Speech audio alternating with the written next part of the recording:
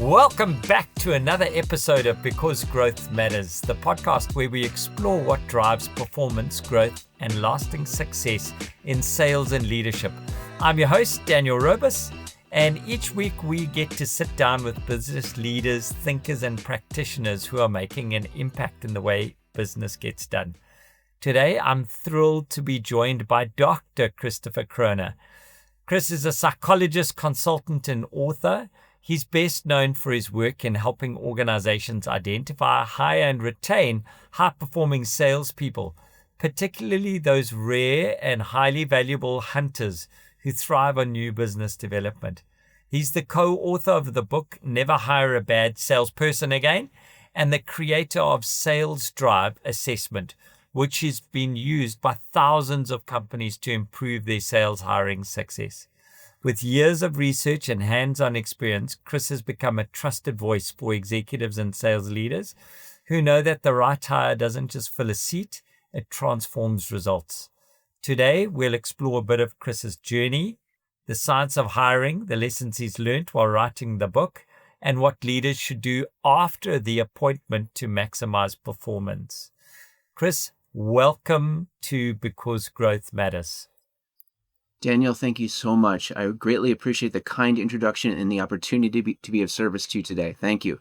Chris, you're the first doctor on the show. Now, when I think of a doctor, I get into all sorts of strange sports. I think about someone that's going to heal my body. Why didn't you stick to medicine? Oh, good question. My doctorate is in psychology. So it's a PhD, a doctor of philosophy. And in my case, I specialize in psychology as opposed to medicine. So my specialty is helping companies understand, what are the characteristics that lead someone to success in sales. My study is the study of the mind. What is it that makes individuals different from each other, which I think is one of the most fascinating concepts in the world. How is each person wired? How is each person wired differently? And today I help companies identify those who are wired optimally to help them build revenues by being successful in new business development. So that is my focus today. What drew you to sales? I mean, there's the whole spectrum of psychology you could have gone into. Why this specific niche? I actually started out on the clinical side. My PhD is in clinical psychology. I then respecialized a bit in business psychology. Immediately after I got my PhD, I began working at a firm called Whitmer and Associates here in the Chicago area. And that firm is specialized in executive assessment. Some of your audience members may have heard of occasionally when a business will hire a new sales VP or a new VP overall, or a new president. They'll bring in a psychologist to sit down with that person, do a 2-hour interview sometimes intelligence testing, sometimes personality testing, bring all that information together to determine whether that person will be an effective leader. A very rigorous process. They'll often do also what's called an in-basket exercise or a job simulation. So they'll combine all that information together. They wanted to design something as rigorous and thorough as that for salespeople, because of course sales is the lifeblood of any company. And I came on board to take that on. Little did I know at the time how fascinating I would find sales. I think the interviews with sales candidates are sort of a chess game. I think that's what I enjoy the most about it, because again, it's so high stakes. It's so high stakes for a company, especially when they're selecting among their first few salespeople. All their hopes and dreams are in that person. So that interview becomes the most important event, make no mistake, in the life not only of the candidate, but also the company. So because of the stakes involved and because of the psychology involved, that chess game between the interviewer and, in my case, that's what I was doing, in the interviewee, I just fell in love with it. I fell in love with what is it that differentiates the highest performing salespeople from those who don't perform? What are the characteristics, teachable and non-teachable? So that's how I got into it back in 2002. Ever since October of 2002, all I have eaten, breathed, and slept is what is it that makes the best performing salespeople perform better than anyone else. Now, we're going to spend time talking about that, but if you could summarize it in a one line, what makes the best salesperson in your experience? Specifically, again, when it comes to new account acquisition, those are the ones who have the 3 non-teachable characteristics essential for success in their role: need for achievement, competitiveness, and optimism. Wow, that is so succinct, but it covers so many different areas. How long until you got that clarity on vision on a new hunter? Well, how long did it take you to get there? Good question. Started out really looking at everything that had been published academically in terms of the research, what is it that leads to success in sales? Starting out in, 80, almost 90 years ago, looking at everything that had been published. And there's been so much, so many different views on that. But really, I wanted to distill it to what was really non-teachable, what really differentiates those who perform particularly well in terms of the person's wiring, if you will. At the same time, looking at the work that I was doing. I mentioned working at a firm that specialized in executive assessment, and I would do interviews with job candidates. Then I would follow up with their managers thereafter to find out who really does become successful. And again, combining all of that data, that's where we began to see, okay, many of the things that most people would classically expect to be important in a successful salesperson were still very important. Things like that, things that are teachable, like relationship skills and persuasiveness and organizational skills. All of those were important. But above and beyond any of those by far were, again, those three non-teachable characteristics that I mentioned that were consistently standing out and differentiating the highest performing hunter salespeople in particular, because that tends to be the position. You probably won't be surprised, but that hunter sales position tends to be the role that most companies have the greatest degree of difficulty hiring for, because psychologically, on the one hand, it's most demanding. On the other side, it's the easiest characteristic, that the drive characteristic is the easiest characteristic for a candidate to fake in the interview and the most difficult to accurately rate. There is so much there, Chris. Just tell me, before we go back into the hunter, are those the same in farming, or do we have three that stand out in farming? So I'm talking about zookeeping, maintaining, and growing your existing customer base. They're still important, but we'd set the bar a little bit differently, as you can imagine. So when someone's dealing with an existing account, if they're doing more customer service, then the elements of drive aren't always as critical.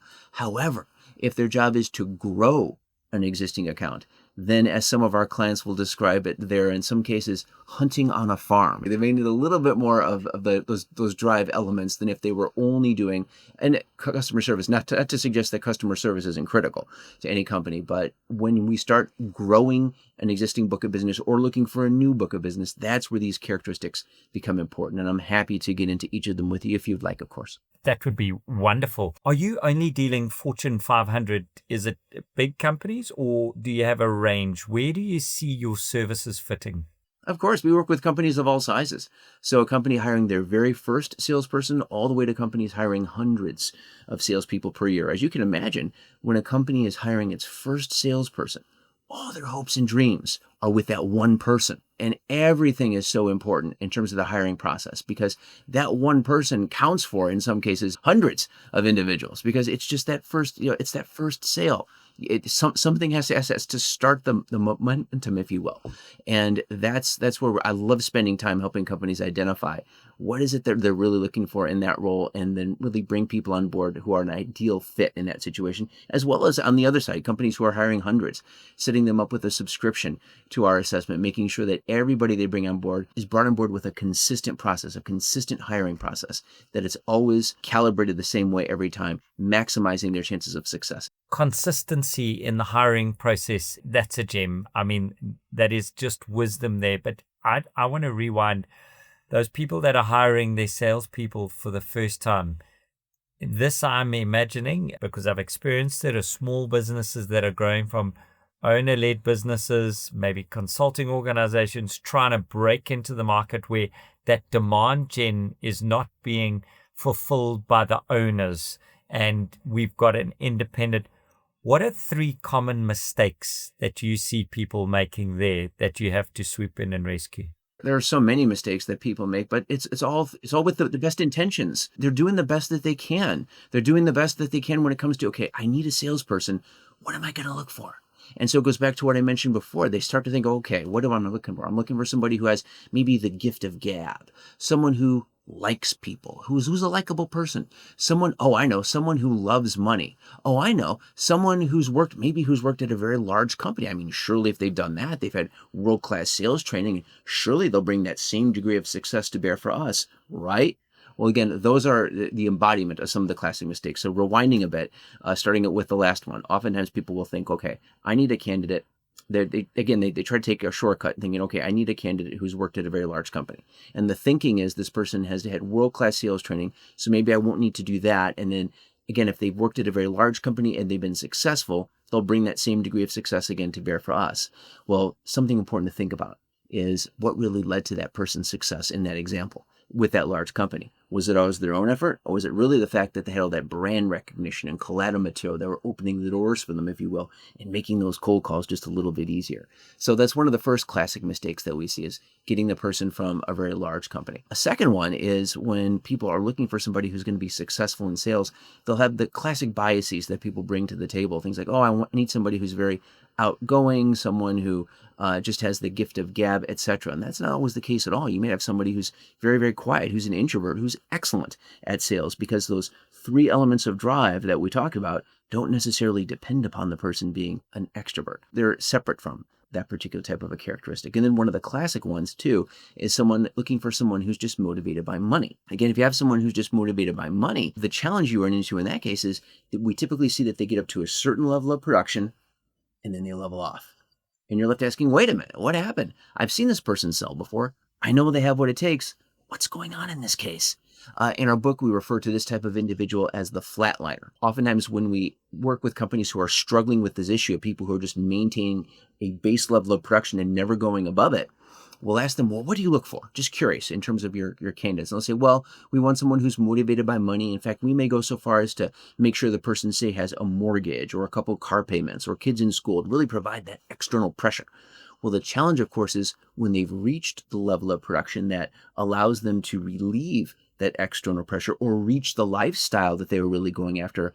Now they know what they need to phone in, Daniel, just to maintain quarter after quarter. And that's why they level off. Whereas the person motivated by need for achievement, for example, will continue to excel. They'll continue to produce. Money is still important to them, to be sure, but they look at money the same way that, say, a great athlete looks at points on the scoreboard. It's how they show how well they've done rather than their goal in and of itself. So those are the three of the most common mistakes that we'll see companies make when they're hiring their very first salesperson. And it's our pleasure to help them kind of recalibrate, if you will, and make sure that they're finding somebody who's a good fit for them. My brain's on fire here. Are there metrics that you suggest can shift in the hunting function that point more to these things to help managers coach to need to achieve optimism and competitiveness, or those innate, regardless, we keep the KPIs the way they are? Assuming, of course, that the KPIs are relative or are set appropriately to begin with, I wouldn't recommend changing them in order to increase the person's level of those characteristics, because past the age of about 21, 22, we find there's not much we're really going to do to change the person's overall level of drive, need for achievement, competitiveness, and optimism. Sort of either it's there or it's not. So really, as long as your KPIs are set appropriately and appropriate for your business, the person, for example, high in need for achievement is a bit like the kid in school who just has to get high marks. It's that attitude that they naturally have. Again, they want to pursue excellence simply for the sake of excellence. And because of that, you can set your KPIs where you would like, and the person wants to achieve them. Because again, they look at it very much like the same way that a kid in school would look at getting high marks on their report card. It's that sort of mentality, if you will. So making sure that we're selecting people with that mentality who also have, of course, all of the elements of what we might think of as appropriateness for our company's sales ecosystem. So not only that natural athletic ability or personality, if you will, but also, of course, fit with the company culture, fit with the management style, fit with the compensation plan. At the end of the day, of course, Daniel, all those characteristics, all those elements come together to ultimately determine how successful the person will be. In this case, in my case, as a PhD psychology, I'm constantly looking at that raw athletic ability, if you will. How fast can they run? How high can they jump? Let's assume that we're going into a hiring cycle. For someone who's never going to read the book or use the services, have you got 2 questions per innate non-teachable qualities, need to achieve optimism and competitiveness, that can highlight it? And you spoke about getting a cadence or getting the same hiring. So we go through the same process because that creates results and bench lines and benchmarks and that. But give me a couple, help someone that's going into a hiring cycle now. Of course, my pleasure. So relative to the 3 elements of drive and asking questions in the interview to get at those characteristics, one of the most important things to keep in mind, Daniel, is that the best predictor of future behavior is previous behavior. So during the interview, we want to ask the candidate about behavior they've engaged in at work that reflects the characteristics that we would like for them to show for us going forward. So starting out with need for achievement, one of my favorite questions to ask is, what kinds of sacrifices have you had to make to be successful? What does that person consider to be a sacrifice? Was it maybe they had to work a couple weekends last year? Or was it something more substantial? Now compare that to the kinds of sacrifices you've seen your highest performers have to make over time. Or tell me about the greatest goal you've ever accomplished professionally. Really have the person describe that to you. And by the way, the person high in need for achievement will love that opportunity. They'll love being put up to the plate, if you will. They'll tell you about that and then stop them for a moment and say, you have to be so proud of that. How do you intend to top it? Again, the person high in need for achievement, once again, will have a plan ready to top it. They're thrilled. They're excited about the chance to tell you about that. Or for competitiveness, when was the last time you were competitive? What did that look like for you? And make sure, of course, the example they give you is pertaining to the world of work. Because, of course, sometimes people will talk about, well, I was at the gym the other day.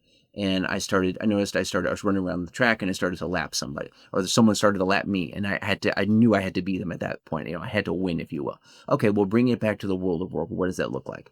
And again, what we're looking for in that case is the person who just enjoys a competition at work, where even if there's not a competition in place, they will make a competition because they just have to know how they stack up against the team. And that's the thing about the competitive salesperson. Number one, they're always looking to see how they stack up against others on the team. And number two, they're always looking to win that prospect or that client over to their point of view. They see that sale as a bit like a contest of wills. And then for optimism, tell me about a time when you remained persistent, even though everyone else around you gave up. Now tell me about another time, because with optimism, we're looking for the person who is certain that they will succeed. And of course, they're resilient when they face the inevitable rejection, difficulty, and challenge that a salesperson simply has to deal with. So there are some questions for the 3 elements of drive you can use today if you'd like. I love those. That's so cool. Does this diminish over time? Do people's need to achieve optimism and competitiveness, does that diminish by age and experience and circumstance, or is it all there and has to be uncovered by a new manager or a new coach? Yes, it's one of those characteristics that is always there. Once the person's about 21, 22, between the process of the way they're naturally wired at birth and the way that they're raised, those characteristics are relatively solidified. Now, you can work on optimism a little bit if you have the chance to work with very, very closely with, say, a therapist, but most companies just don't have that option. So for them, for all intents and purposes, it's relatively hardwired by the time the person is brought on board. And again, as the person progresses through their career, we don't find that they change very much. They may change a little. So you may, for example, relative to need for achievement, see someone who later in career is focused on kind of dialing it back a little bit and giving back to others. You may see that a little bit, but we've seen entrepreneurs in their 60s take the drive test and score high in drive. It's really one of those characteristics that we don't see much change at all as the person progresses even toward the end of their career. Again, it may be a point or two here and there, but not substantially, no. And if you had 2 out of 3, which are the ones that you would say, I'll take a chance on that person if you got 2 out of 3?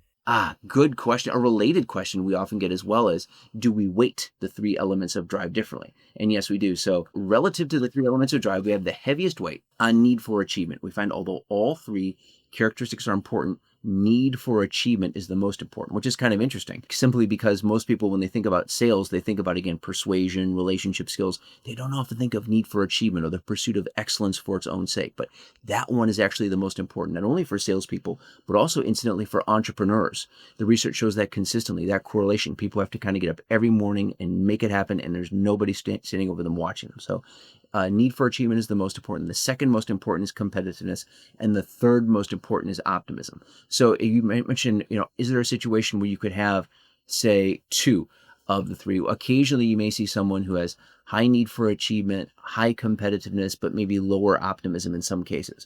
That may be the individual who considers themselves a realist, who likes to think about what could potentially go wrong in the future and really do their best to prepare for it. So they're never caught off guard or they're never surprised by something that comes up. Okay, that might happen occasionally. So for example, if you get a candidate whom you assess or who takes the assessment and scores low on optimism, you might want to say, okay, I've liked everything else about them. Let's find out about how that works out for them day to day. Is this really going to get in their way in terms of cold calling?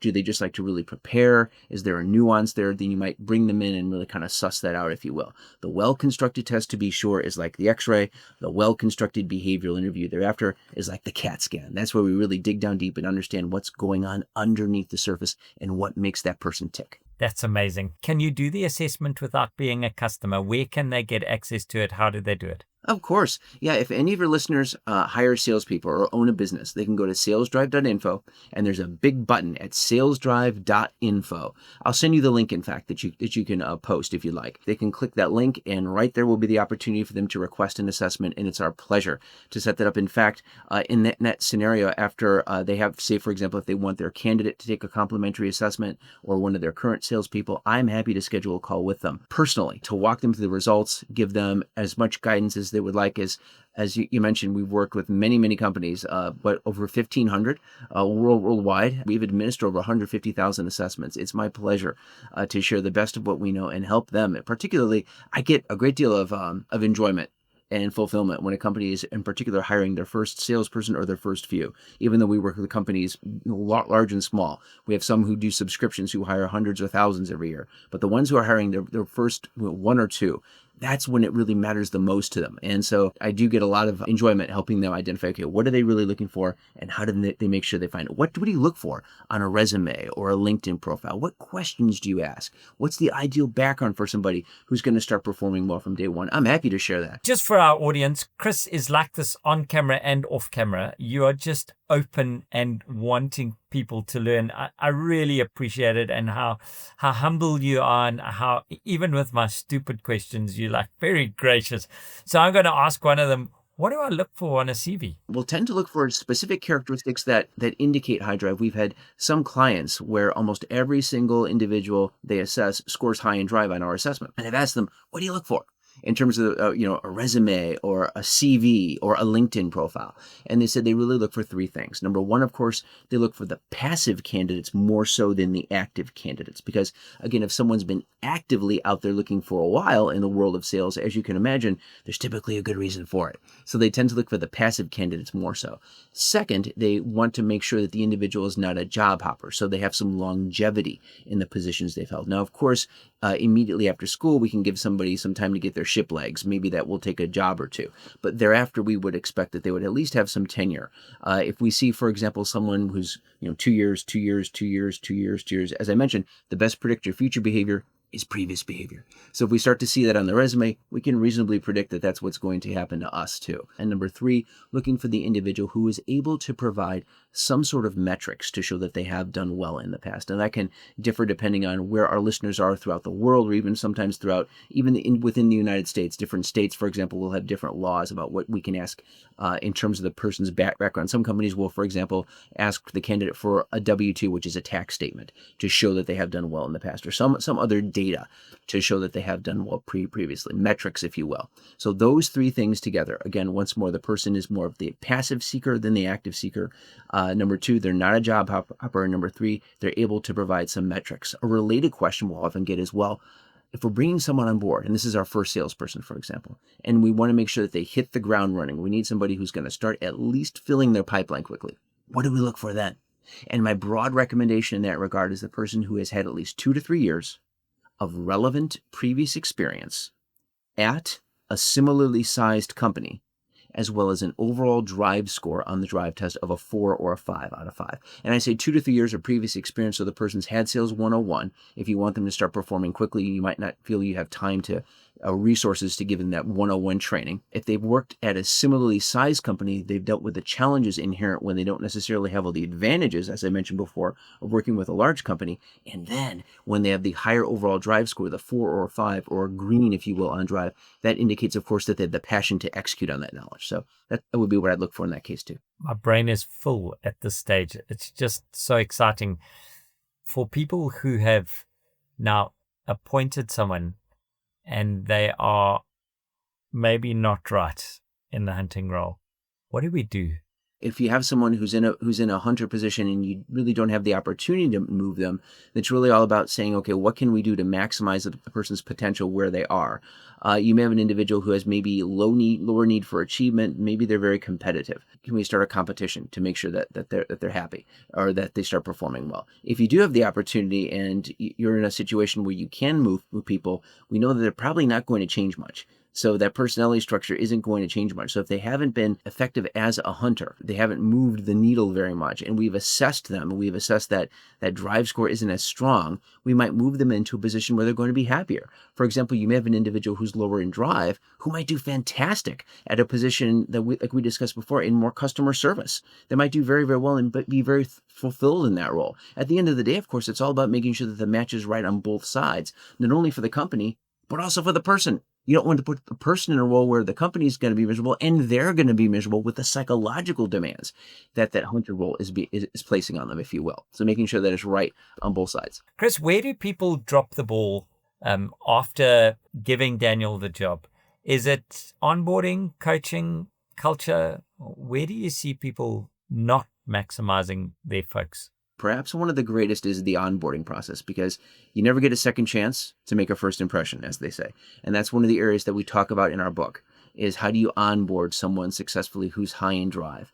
There are many steps, many important steps to take during that crucial first month, the crucial first 2 weeks, where we really set the tone for how things are going to operate as you work with that individual. That's one of the biggest areas where people, I think, where companies have difficulty. And one of the things that they often don't do is conduct what we call in our book the mission meeting. The mission meeting is you sit down with that new hire and really talk about not only what's important for the company in terms of the company's goals being accomplished, but what's important for that person personally. What are their hopes and dreams? What are their goals? When you effectively marry those two things together as the person's manager, you stand a much better chance of them succeeding, because number one, they know that their success is important to you, but you know deep down what they're really looking for. And that person high in drive wants to do well for its own sake. They've got that strong need for achievement.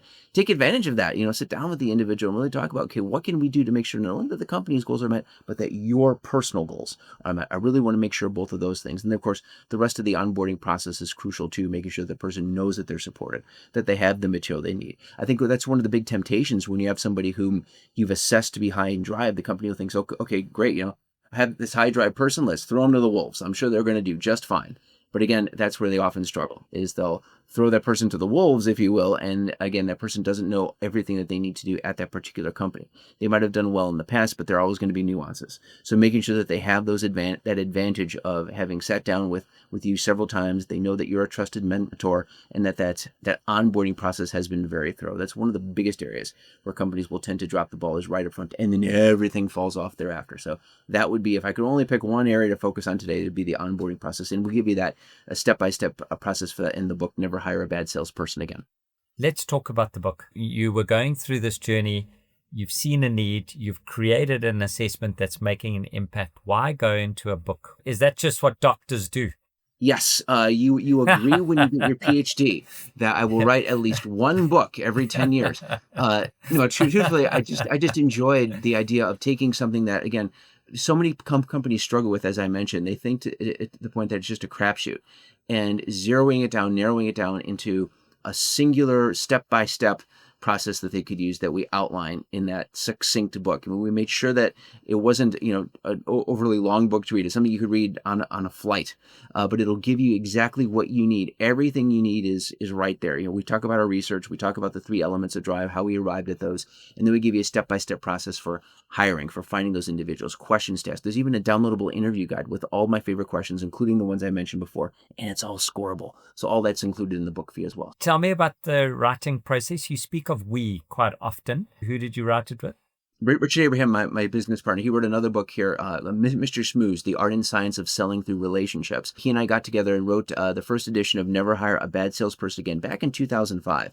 And the process was really kind of twofold. He brings quite a bit of experience as the CEO of several commercial real estate companies, and someone who's also fascinated by the psychology of high drive salespeople. That's the background that he's bringing to it. And of course, I'm bringing kind of the scientific rigor at the same time. My end of that process, speaking for myself, is just to basically the same way I did a paper in school. I would just sit down and make an outline, chapter by chapter. And if you write a good outline, like a good paper, it writes itself.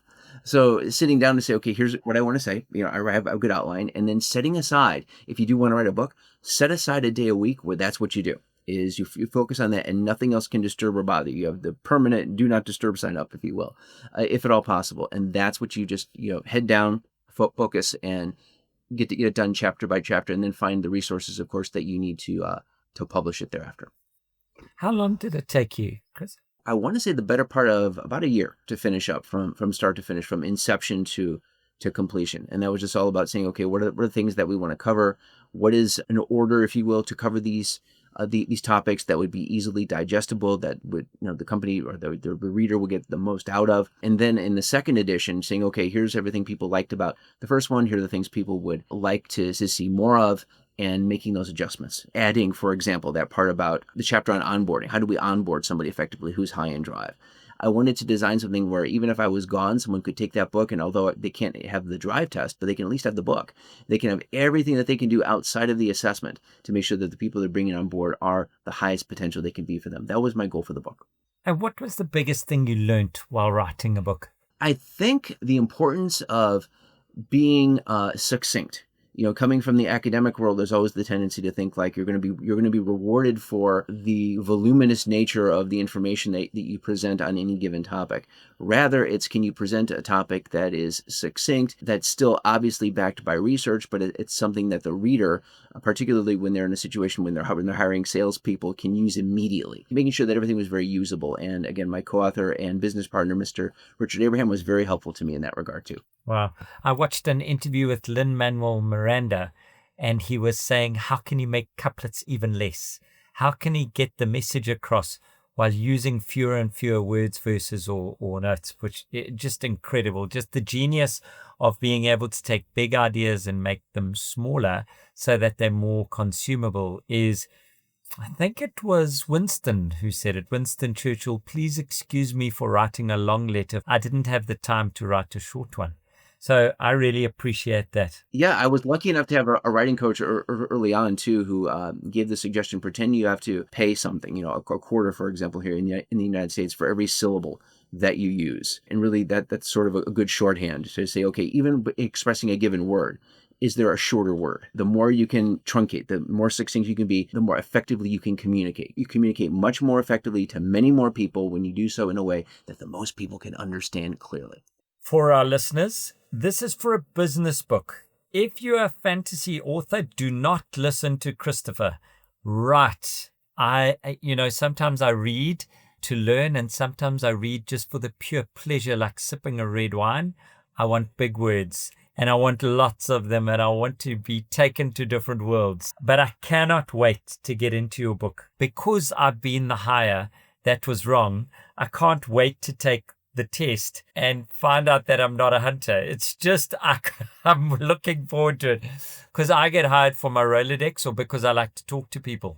And wow, I've let people down through that. So what is your message to people like me who have got the personality? I'm fairly optimistic, but oh man, I can't crack the hunting thing as well as the people next to me.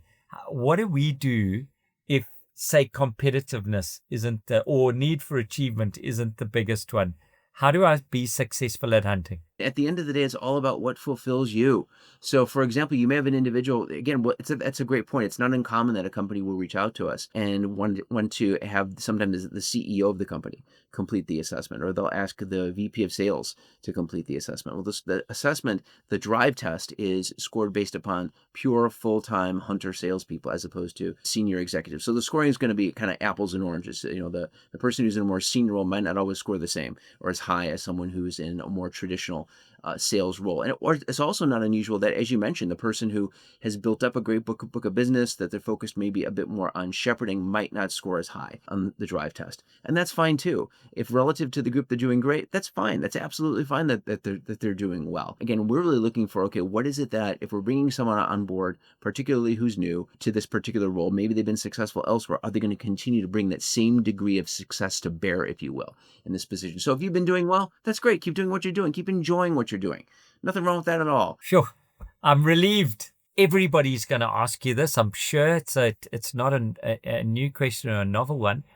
What's the impact of AI going to have on A, the drive test, or B, going forward on hunting? Sure. So, in terms of assessment, artificial intelligence is an area that we're really looking at here in the United States with a very close eye. One of the assessment issues that sometimes companies are running to and states here are running into is, okay, is there an issue with privacy? For example, are these algorithms, as they continue to evolve with machine learning, is that something that's always going to be protective of the applicant and non-discriminatory? So, there are a lot of issues around AI that we're still trying to kind of get our arms around here in the United States. Our assessment is not AI based. It uses a format that's designed to eliminate faking, but it doesn't change based upon how the person responds to the assessment. So we're finding that I'm sure AI will continue to improve. It'll continue to adjust. There may be implications for the world of assessment. We're kind of scratching the surface, if you will. What can AI do, and what can it do for us reasonably? And what can it do for us making sure that we're non-discriminatory on the assessment? How will we calibrate that? We're still trying to learn a bit more about that and get our arms around the nuances of that. Because there's so many different things that AI can conceivably do. Think about the searches that you do on, say, ChatGPT, where it can search the entire internet very, very quickly on one individual, looking at all their social profiles, etc. How does that pertain to privacy on the hiring side? So again, we tend to, right now at least, we're kind of separating, at least at Sales Drive, we're not using AI on the assessment side, but always looking at, okay, although we're still kind of using, or we're still kind of getting our arms around how could AI be helpful in a non-discriminatory way, how also can it be helpful to a salesperson? And I think one of the biggest helps it can provide to a salesperson is the idea of, how can I do research effectively? How do I research a topic effectively to make sure, for example, if I'm going into a call, how do I know all I can about that potential client, about their needs, how I can potentially be of service to them? And we can use AI as a research assistant in many ways, or to truncate the time throughout the rest of our day. You can use AI the same way that when CRM began to be rolled out, we can use it as a way, as a tool to help us structure our time more effectively. So there's certainly things immediately that we can do with AI. And then, as I mentioned, there are things going forward into the future, thinking about, okay, how do we balance the power of AI with an assessment that's fair to all candidates and is not, for example, in a devious way, if you will, going back and looking at all their previous behavior, all their social history. I bet there are people who probably would not be thrilled, although in a common sense way, people would probably have that cleaned up if they're a candidate. But we have to make sure that, again, as bringing it back to what we talked about before, that the hiring process is the same for each person, that it is not favoring one person or over another.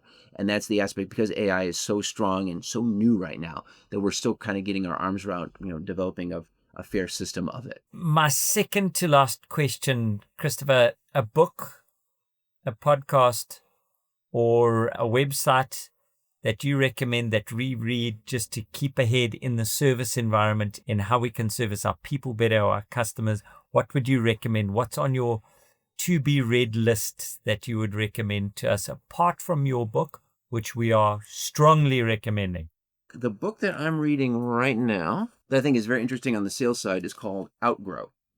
And it's all about, what do we do with our existing clients to make sure that we're maintaining relationships well with them. Any company is a service company. And one of the challenges many companies will have is they enjoy the hunting side, but they're not always as effective, if you will, at the farming side.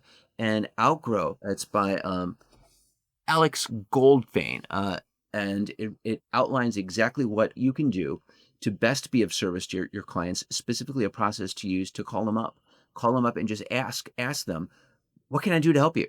And the companies who do that effectively and do that regularly with their clients, spending just a few minutes a day, not a long process, but it's all outlined in that book, exactly what you can do at a relatively minimal time investment every day to stay top of mind with your clients, to make sure that you don't lose them, and make sure that you are their go-to person to whom they reach out when they have a struggle or a challenge, if you will. So Outgrow would be one that I'd recommend that I'm looking at right now. That's two books that I have to read now. You really making world hard for Daniel. Christopher, where do people get hold of you? Where can they contact you and book an assessment, or can go? We know the website, salesdrive.info. Yep, there's a button right there to request a complimentary assessment. They can always reach out to me directly at ccroner@salesdrivetest.com. What is the 1% difference, that one thing in hiring, that sets the best sales organizations apart from their competitors? If I could ask your audience to remember just one thing about our discussion, that 1% difference, it would be those companies who consistently look for the 3 non-teachable characteristics. When they combine a well-constructed assessment with a well-constructed behavioral interview thereafter, going after those characteristics, they will consistently find that they're building top-performing sales teams, that they are consistently growing top-performing sales teams, that they're consistently bringing on board individuals that have that non-teachable wiring. They're always perfecting their process. That would be the one thing that I would ask them to recommend. They're always going to be building championship caliber, high-performance sales athletes. Dr. Christopher Croner, you have blown my brain. My brain was small anyway. It is now rock solid on hunting. I have loved our discussion. Thank you for coming on Because Growth Matters. It's been a learning journey for me. The mic drop moment that I've taken away is the best predictor of future behavior is past behavior. I've learned the 3 non-teachable qualities, and I'm going to go and inspect my own soul to understand where I am, because the most joyful thing is being in sales, and you just exude that. So from us in sunny Johannesburg to you in somewhat dodgy, where humans should seldom live, Chicago, I wish you a wonderful fall and a wonderful winter, and thank you. Daniel, thank you so much. I greatly appreciate the opportunity to have been of service to you and to your audience. Thank you. Thanks for listening to this episode of Because Growth Matters. If you found this conversation valuable, I'd really appreciate it if you could take a moment to rate this show 5 stars on the platform you're listening from and share it with someone who'd benefit from the conversations. Make sure to follow or subscribe so you don't miss next week's episode. See you then.